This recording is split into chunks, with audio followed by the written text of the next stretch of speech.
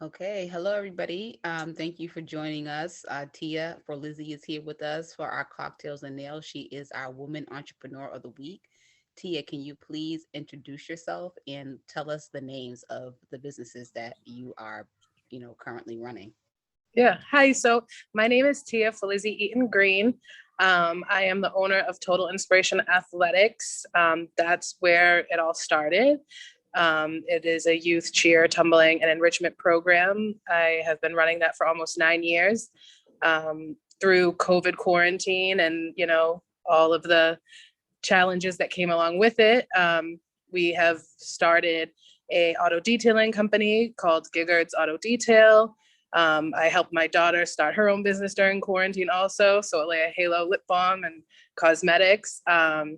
We just opened our church, Inspire International, about 2 weeks ago. So I've got my hands full in a lot of different things, but I guess the cool part about it is that they all work well with each other. It's all about sorry, I just got a notification. It's all about like the family and the community and, making everybody stronger, happier, smarter, and more successful. So even though it seems like we've got our hands in a lot of different pots, it really is all the same, just in different industries.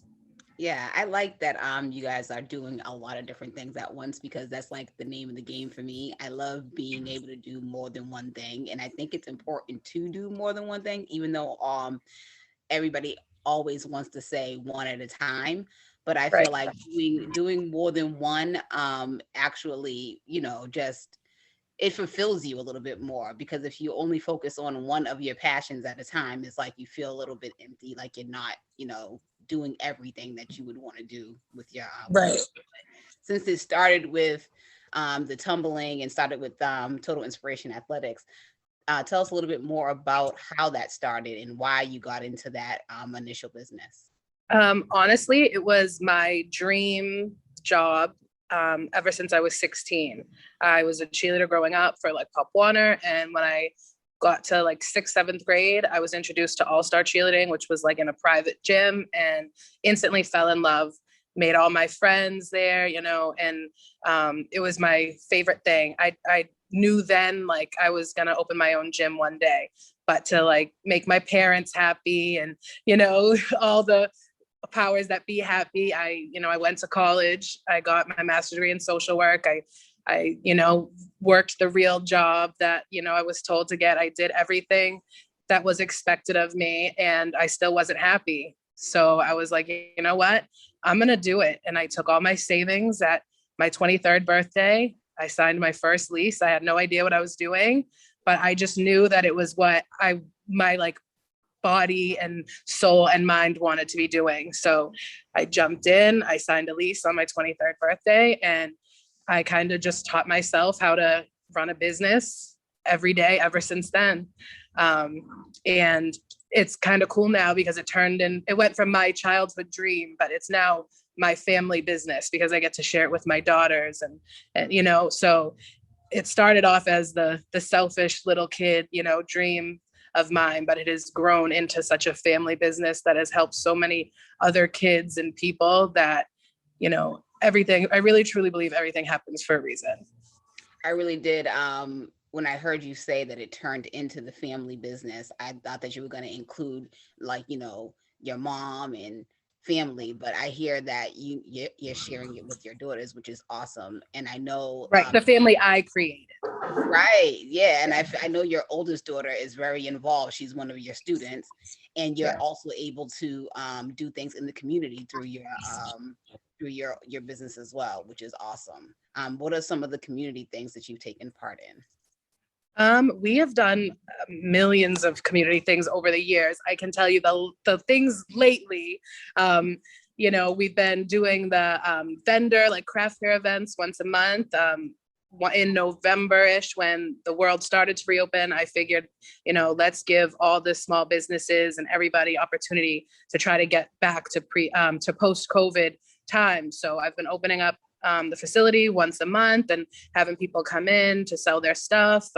And I really have been trying to advertise and market them. I send them to all of our like contact lists and on our social media accounts and all that stuff, just trying to keep, the economic cycle rolling for everybody. We have donated to the food pantries. We've done a little bit of everything. I can't even keep track at the moment because I was just teaching a bunch of little children and they kind of distract me from what I was doing earlier in the day. But we do a little bit of everything.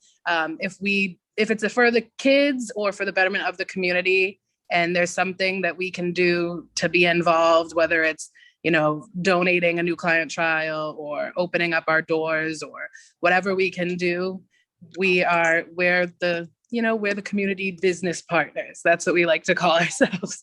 That's amazing. I love that. So also you said there's a new business venture. Is it called G-Rods? Am I spelling it correctly? Oh, Giggards Pro. Yes, Giggards Pro. Giggards. That is us taking our auto detailing fundraiser turned business to the next level.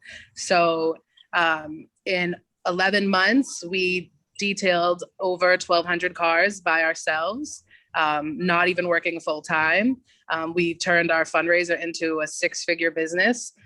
So we have, obviously, there's way too many cars in the world for us to manage on our own. So we found a way that we can kind of turn the auto detailing industry into a multi-level marketing opportunity, like Mary Kay or something like that, to where like you build your team now, you do your work now, you create the downline, you create residual income for you essentially forever, So on May 19th, we're going to have an info seminar where we're officially launching it.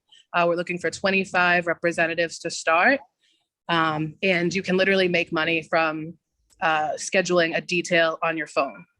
It's that simple. So, we're inviting people who, may be working, doing their side hustle, still, don't have that money you wish you had for Christmas or, whatever your scenario may be. If you're not financially free, this is an opportunity for you to find another avenue, to help people in the community, prosper. Because my husband, Jerry, and I, we keep saying all the time, like, yes, we want to work hard and we want our family to prosper and grow and move on. But at the same time, we want our whole community our whole neighborhood. We want to walk outside and have the great restaurants next door and have the nicest schools and the awesome shops. We want it to be the people who are right there next to us too. So we're trying to figure out how, we can help everyone win doing what we know how to do.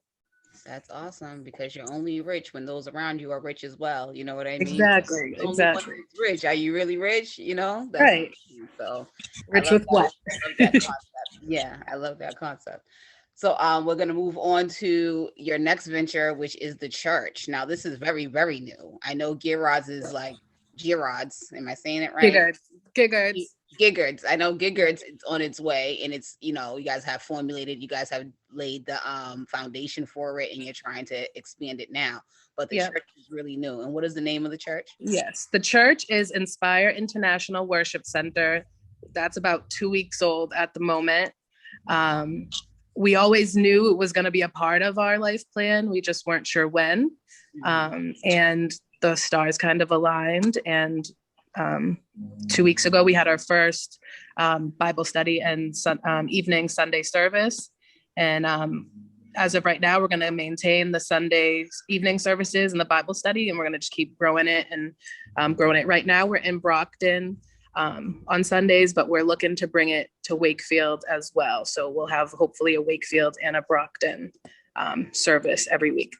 So are you guys partnering with another church to do this, or are you guys? We are using a church space in Brockton, Word and Life Ministries. That's where we're using out of in Brockton, but it is our own family venture. My husband, Jerry, he grew up, his grandparents ran churches his whole life.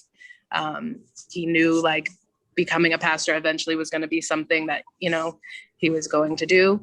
Right now he's still studying. He's the deacon.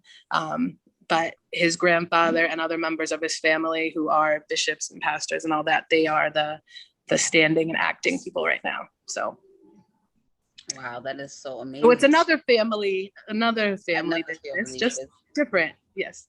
So, I mean, you're also a mother too. You mentioned your two daughters. So, when you're Right. doing all of these things, you're also trying to do the mother thing as well. So, how are you balancing all? So the balancing act is always the most interesting. But I would say COVID kind of gave us an advantage to where we could really include our kids into our businesses.